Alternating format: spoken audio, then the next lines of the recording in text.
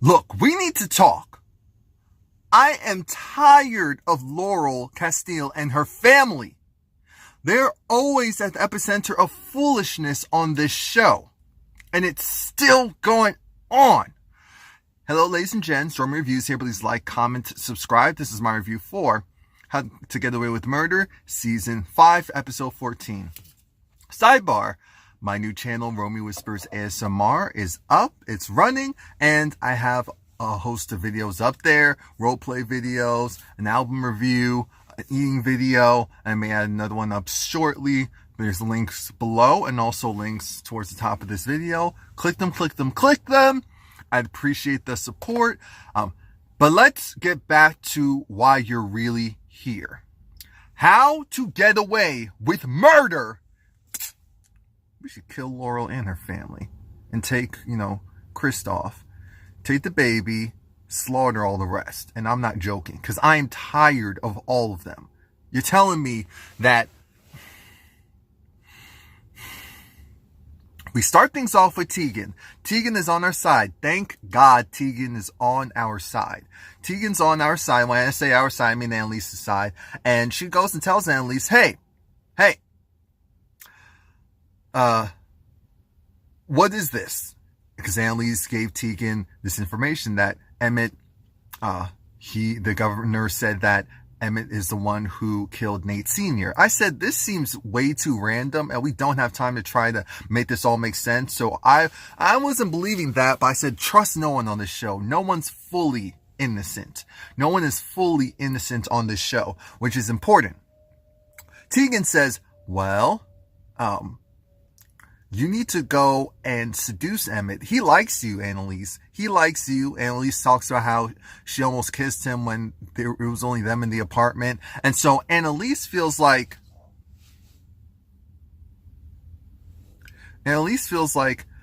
she doesn't want to go and whore herself out to try and get an answer. So I'm thinking, Annalise, stop it. Stop it. It's not going to hurt for you to put on some red lipstick, get yourself dolled up, go to work. You have a job to do. No one's sent to sleep with him. So that's what Annalise is going to do. Annalise goes to work. She made sure she curled that hair. She went and put on that red lipstick. She wore herself I said, look at her. I don't know if it was a dress or if it was a long shirt, but I said, Annalise looks good. She was trying to go and hit on Emmett at the job. I didn't think that was going to work, and it didn't. It did not work. So Annalise has to figure out, okay, what's the plan B? While that's going on, Bonnie is talking to the Keating 4, because they're not the Keating 5 anymore, at least not right now. The Keating 4 saying that Oliver's laptop is going to put all of them in danger. They need to get that laptop back as soon as possible. As soon as possible.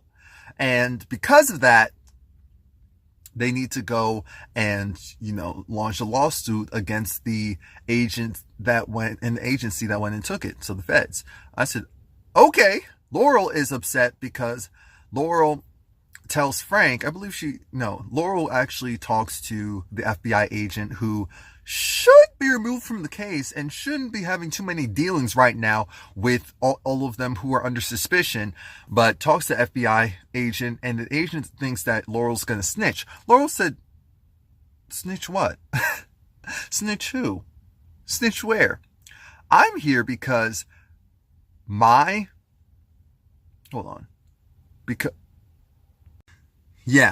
so I wanted to change that filter. Anyway, Laurel is talking to the FBI agent because she feels like, I need some answers. Someone keeps calling my phone, and I think it's my mom. She could be in danger because my father is in jail. She's supposed to be a witness protection custody as far as I know, but maybe something happened to her. And the agent says, well, I can help you with the mom situation if you help me with Annalise. Laurel doesn't say anything at that time. Now we have Annalise talking to Nate. And apparently they're thinking that maybe Emmett went to Nate Sr.'s jail and tried to represent him as a lawyer. Tried to get Annalise removed from the case and have him on the case. And we don't know that to be true, but what we do know is that Annalise's mother, Miss Cicely Tyson herself, went and gave Nate letters. One of the letters talked about how this slick lawyer came and tried to have me remove Annalise as my lawyer and represent me instead, and he didn't go for it. So now they're like, uh-oh, Emmett, was it you? Was it you? I said, first of all, Emmett isn't slick. We should have already known from there, Emmett is not slick. Come on now. Aside from that, we then have Nate. He's talking to one of the people down, I guess, at the police office, the station. And part of the thing is he wants to see the logs. Well, I guess it's at the jail, prison. He wants to see the logs and the names of the people that signed in and out to go and visit people. The officer doesn't want to do it, but then the officer agrees to do it for an X amount of money. And Nate calls up Annalise, says, here's the thing. You have that fancy job. Make this happen. We need this to go. So they're going to pay the guard for the logs, which, again, it's like one by one, we're slowly getting stuff to craft at least some type of story. While all that is happening, game goes to Annalise. I mean, this happened all within the first couple of minutes. I said, oh my gosh, this is so much. And told him, and he told her that his mother wants to come and visit him. The problem is, he said that he was still going to a college in Virginia. And she said, then just lie to your mom. He said, it's not going to work. And she said, it's either you lie to her to get her not to come here, or she's going to come here, she's going to find out that you're in trouble, and maybe she'll start popping pills again. Which, that is kind of the truth. He says that, you know what, I came to you for help. I'm pretty lonely out here. I was trying to find information about my father. No one's trying to help me. And Ellie's like, look, you're an adult. You're grown, which means that now you understand how it feels to be put in a situation where you're lonely and you're hurt and you want companionship. But get used to the fact that you may end up lonely. I said, Annalise, that is so sad. So sad. Even if it's true, it is so sad. Annalise talks to Michaela because now she needs a distraction. So then she talks to Michaela saying, you need to distract him so that he doesn't have his mother come there. He talks about, Michaela feels like, I'm not about to be pimped out to this dude. Annalise said, here's how this works. Things are really bad. You just don't know how bad they are. And be thankful you don't know how bad they are. He likes you. Go and figure it out, or else things will just get worse. Michaela said, oh, what's happening? Don't worry about it. Be thankful that I'm not putting what's the real issue is on you. Jeez. Frank and Laurel have a conversation because Laurel is concerned. She's concerned about, Annalise possibly taking an immunity deal because she did hear about that. She's concerned about her baby. She's concerned about her mother trying to come back in town. She wants to go and talk to her brother to see if he can help. And something, when she said that, I said, her brother. And I forgot I said, oh no. It started clicking in my head. It just started clicking in my head. So by the time she said that, Frank said, oh, he'll kill whoever needs to kill to protect the baby. Protect her to protect the baby. Nothing's going to happen to the child. Trust and believe that. So the Keating Four meet up with Bonnie. And, Bonnie tells them that Oliver has to take the stand. And Connor said, Oliver won't be able to do it by himself. He's going to need help. They're going to roast him alive. And so then Bonnie said, okay, fine. Now Tegan is talking to Emmett. Emmett confronts Tegan about the email, about the Jane Doe email. Hi, Jane Doe. And at this point, she has to fess up. She says, you know what? I thought someone was pulling a prank on me. And so that's why I kept it close to the chest, close to the vest. I'm very aware that there's a lot going on. And so I'm not just going to fall for the okie doke or do something stupid to compromise the company or myself just because someone's clearly trying to scare me. And I said, okay, Tegan, if you say so. But he also says, you know, I do see the work that you're doing and it doesn't go unnoticed. And so I know you're vying for my job. She's like, wait, what? What are you talking about? You're qualified to do the job. You more than deserve it. I'm putting in my recommendation for you. And she's kind of smiling but confused. And that's when she finds out that he wants to move on. He wants to go and be the new DA. I said, huh? Huh? So, that threw us all off. Laurel and Bonnie have a conversation, and Bonnie apologizes. She apologizes to Laurel because she says, you know, her childhood sucked and she wouldn't wish that on anyone. So to even put baby Christopher in a compromising position, and in any type of danger, she feels horrible for, she will never forgive herself for, and she does not expect Laurel to really forgive her. She doesn't want Laurel to lie to her and say that it's okay, because she knows it's not. Because right before then, Laurel took the blanket with the blood on it and was possibly going to sell them out because she's trash and needs to be X'd out. I said what I said, and I'll keep saying it, but I know they won't do it. They killed Wes and kept Laurel. What type of... Anyway. That apology clearly moved Laurel because she didn't do anything with the blanket. Now Connor and Oliver, they have their day in court, and Connor's trying to say that he should be allowed to be a representative for Oliver as a sit-in lawyer because he's not officially a lawyer yet. He's close, but he's not there yet. But there is a clause legally where if you know, sensitive proprietary information is on that laptop, and it partially belongs to him, then he can go and state his case as well. So that's why he's there. It doesn't work out so well because the judge was not having it. She wasn't featuring Connor, his energy, his reasoning. And so she decided to go with the defense, the FBI, because they're saying, you know, they're looking for the wedding pictures. Connor's saying they could have just downloaded the wedding pictures if they wanted to. I said, yes, we could have done that, but we couldn't check to see, you know, if things were deleted. Now, again, it's fine because Connor's mom has the picture that she shouldn't have posted, not them. So they'll be okay on that front. Whew. But Connor loses, and I kind of smirked a little bit, even though I know it wasn't good for us. Now, Annalise and Nate, they're... or maybe I jumped ahead. Because Annalise and Nate, they have this picture of Emmett, down at the jail cell, and they think that it's him. Because Annalise said, I would know the back of that head. You know, I was staring at the back of that head many times when upset, so I know the back of that head. I said, Annalise, you don't know much. If this show has shown us anything, you don't know much. Except for how to do your job. Everything else, no.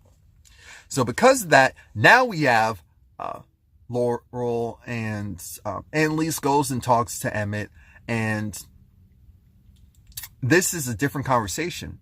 Emmett's open to going to dinner. He's happy to do so because he has some news that he needs to share with her. And think about it. If he wants to leave to go to the DA office, he won't be working there anymore. So it won't be a conflict of interest. He already talked to Tegan. Laurel and Frank. Frank gives Laurel the information. And when I say the information, I mean Frank is able to give Laurel a number. And so she calls the number. It sounds like French, if I'm not mistaken, when she called, but the number was disconnected. So she believes that maybe it could have really been her mother, but they don't know. And so again, she wants to call her brother because maybe at this point he'll know something. I'm thinking the brother is probably more in line with the father than the mother. Come on now. Maybe I jumped ahead because, yeah, I think I jumped ahead. Tegan and Annalise. Annalise is going to dinner with Emmett, tells Tegan. Tegan says, you can't do that because Emmett can't be trusted. Annalise is looking at Tegan like, well, I know he can't be trusted, but why do you know? And she's like, girl, he killed Nate Sr. I'm thinking, wait a minute, Tegan, where are you coming from with this information? She goes and says that she had some people, her ex-girlfriend, go and look up some information, and she tells Annalise that he's trying to run for DA. He's trying to run for DA, so maybe that kill was his way into that office.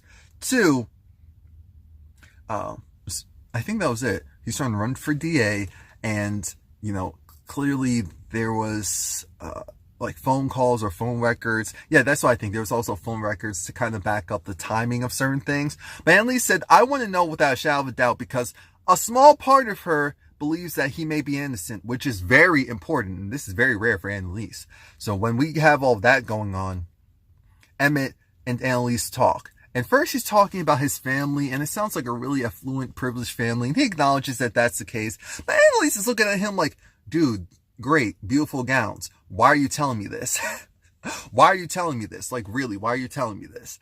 I don't care. This doesn't impress me. Not even much. It doesn't impress me. What does happen is the conversation shifts, because he talks about his new job and how there won't be a conflict of interest with their dating life. And that's where an argument starts, because Annalise is like, well, why would you go and even take that job? It's weird because I feel like I can't really trust you or be myself around you. He's like, why are you self-sabotaging this? I'm just telling you that, because he did say that, you know, she gets in her own way. She overthinks certain things. She can't just let things happen. And that was going to piss off Annalise either way. So Annalise is going back at him, and he's looking at her like, this is exactly what I'm talking about. Instead of you just going along for the ride, you're trying to push back on everything. I said, well, there's nothing wrong with a little bit of pushback, but Annalise does do it to the umpteenth power. So then she goes and leaves, and she's just like, you know, when you want to decide not to be this privileged white guy who just knows everything, then we can talk. I'm thinking Annalise is just upset because she feels like he's full of it. She doesn't trust him anymore. After all that happened, now we have Gabriel and Michaela. So she goes to his apartment, and he creates a grilled cheese. He doesn't call it a grilled cheese. But fun fact, apparently Michaela, she doesn't like cheese. Like, I'm really lactose intolerant. I don't do dairy in anything, period. But she doesn't like cheese, so they made the sandwich and designed it where the exact area where she bit it, there was no cheese. I'm thinking, they couldn't just use a separate substance, whatever. But aside from all of that, he's talking about his father and how he came here to connect with everyone, and she's trying to distract him, but also show some commonality. So she talks about her family life. She talks about the fact that she doesn't have. That vehicle was close. She doesn't have a relationship with her mother or her father, because her father shot her mother, and she went to foster system after that, and her foster parents are, And so he thought that she was lying, but this is like one of the few times I feel like she was telling the truth, and the full truth as well, opening up to him, feeling like she could open up to him because his life has been a mess in different ways than hers, but still kind of similar. And he said, oh, Annalise just brought you here to go and tell that sob story so that you could go and distract me and convince my mom not to come here. I'm thinking, well, the last part, to convince your mom not to come, is true, but I really think the sob story is real. So she was pissed. She was hurt. She ran out. I think he realized, ooh, okay, maybe I jumped the gun. So he was trying to run after her down the stairs. I'm thinking, that's the last thing you want to do. I saw on social media, I don't know if it was Ashley Miller or if it was someone else. I think it might have been someone else who said, Michaela has a proclivity to, well, I'm saying it my way. Michaela has a proclivity of, you know, it being the end for men when it comes to a flight of stairs. Woo! So that's when, what's his name? That's when Asher comes along. He's like, hey, what's going on? Michaela's like, no, it's fine. And so then Asher was telling Gabriel, if you did anything, I'm going to come up there and Gabriel closes the door on him before he could even finish that sentence. I said, oh, poor baby Asher. Poor baby Asher. While all of that's going on, we have Bonnie and... Oh. So Bonnie needs to go and get the official surveillance. And right now, they only have a picture of it. She needs the full video. So she convinces this guy who... I think he was working with Miller and let some information slide or something like that. And so she was going to use that against him. It was something to that effect. So he's going to get her the tape. Now, Connor and Oliver, they're looking, they're researching, they're trying to figure out, all right, Oliver's going to have to represent himself. How is this going to even possibly work? So Oliver devises a plan. Yes, I said Oliver devises a plan. I changed it again because this is where we really start getting to the stuff. Oliver devised the plan, and he hacked into the judge's credit cards and wanted to figure out, what can we use here? What can we see here? So then he's got it. So he goes in that court case, and he does better than most of the students ever did. And I said, Oliver's personality when he whines gets on my nerves, but Oliver has helped so much and has been like the linchpin in so many plans that Oliver, honestly, he's probably one of the most dangerous characters on this show, because even though he's the quiet one, the really sensitive one, he gets things done, and his mind is diabolical as well. So he goes and devises this plan, and he goes against the judge, not against the FBI guy, against the judge. And his whole point is to show how, hey, you're about honesty, transparency, consistency, above the board, by the book. But why was it on Christmas, what was it, Christmas Day or Christmas Eve? I think it was Christmas Day. You signed the court order, but did you do it of a clear mind?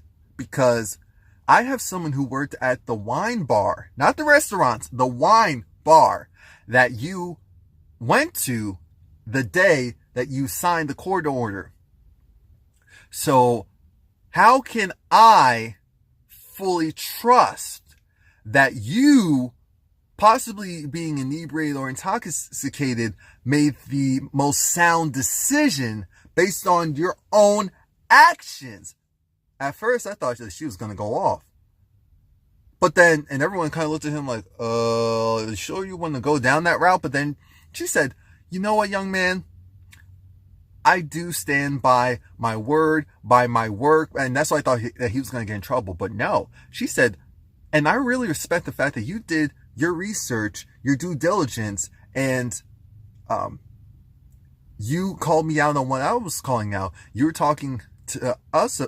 Your whole case was, hey, there's personal proprietary information that's not only yours, it's also your spouse's. And the fact that we're not taking him on his word on it, and we shouldn't take him on his word on it, you can't take my word on the fact that I was in my right mind when I signed the paperwork. Good job. I said, what?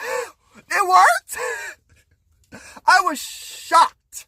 I was shocked. I was shocked. I was shook. I was shook. So great job, Oliver. Wow. Gabriel tries to meet up with Michaela and apologize. And he acknowledges that, hey, he jumped the gun with what he said to her. Most importantly, he also wants to let her know that the reason why he's still there is because he just wants to know more about his father. And yes, he doesn't believe the fact that you and the rest of the crew don't know anything, but he understands what it's like not growing up with the father and having 1,000,001 questions like you're saying that you do. So he just wanted to apologize. So we'll see what happens with them there. I guess the mother isn't coming. The Keating 4, they get Oliver's laptop. Oliver checks. And again, Oliver, aside from the firewall, Oliver also has his laptop set up to where if someone tries to hack it, it takes a picture of the person. And so we see that the female FBI agent who's been on their tail, she was the one who was trying to hack it. But most importantly, the OCD and the over excessiveness and attention to detail came out. Because even I said, wait, what is that? And in the background, you see the board. It's called something else, but I'm calling it the board, that has all of their faces on it, their pictures of them, how they're all connected. I forgot what it's called, but because I took a criminal class before and also a sociology class, a couple of those. That freaked them out. So then they called Annalise, told Annalise, and Annalise said, all right, thank you for letting me know, but if they had anything, we would have been in jail already. And she can't speak longer because Emmett comes along. And one of the first things he says is that you don't want to pursue a relationship with me because you think I killed Nate Sr. I did not kill Nate Sr. Annalise looked like, huh? He said, oh, and I know, don't lie, I know that you think I did because of the fact that Tegan told you. I said, huh? And then he said, Tegan's office has been bugged ever since the Antares stuff. I said, oh. Annalise, tell your girl. Tell your girl now. He said, I didn't do it. And you're hiding. And so you're just trying to find someone to blame. You're hiding behind your anger. That's why you don't want to pursue a relationship with me. You want to assume that the worst of the worst when it comes to everyone. And so while he's saying that, Annalise is looking at him like she's not 100% sure if she can believe this guy. Her trust in him is so shaken. She just doesn't know. While that's happening around the same time, Laurel gets a package. And so I'm thinking it could have been a bomb. It could have been anthrax. What is wrong with this group? She goes, brings it inside. She opens it and there's a bag. It's a nice sized bag. It looks like from possibly a designer place. So then she's kind of excited, but trying to figure out who sent it to her. She's thinking maybe her father, her brother, something weird. So she slowly goes in the bag. While that's happening, we see that, Gabe is again hit up by the female FBI agent who says, I know what really happened to Sam. And so I'll tell you what happened if you help me if you help me with this case. We know that's all he really wants. He's not loyal to any of them except for his mother and, his conviction. Let's see. Bonnie, Frank, and Nate. So Bonnie was able to deliver. She got the full video of the day that Nate Sr. was visited by that slick lawyer. And they're slowly looking at it. They're fast forwarding. And I already knew, I said, that's not Emmett's body type. I think he's relatively tall, but that guy looked slim. I know black is slimming, and when you're sitting down, it's sometimes hard, but I said, that just doesn't look like him. From the start, I said, that just doesn't look like him, even with a grainy picture. So then they see it, and it's Laurel's brother. It is Xavier Castile, Laurel's brother. Yes, so Laurel's brother is the one who contacted Nate Sr., who now he's the top of the list as the person who most likely killed him. So then they call Annalise and says it's not Emmett, while Emmett is still there. And Emmett's kind of looking like, and Annalise said, so who is it? And so then she hears and her eyes bug out. And I hate the Castile family on the show. Oh, I despise them, each and every last one of them. Oh, I don't like them. They get on my nerves. Laurel takes she opens up the package and she removes. I said, is that hair? I said, is that they scalped her mom. Because remember, her mom had red hair. They scalped her mom. Who? Most likely her father had set up, and through the brother actually doing it. I said, this is some disgusting, horrible. What? I hate all of them. Why couldn't we remove that family instead of, Wes? I despise that. It was like one of the worst decisions the show ever made, in my opinion. It kept the storyline moving forward, but still. So that's it. Please like, comment, subscribe. Remember my channel, Romie Whispers ASMR or ASMR. I have new videos up. The links are below in the more info box as well as up above. Trifling.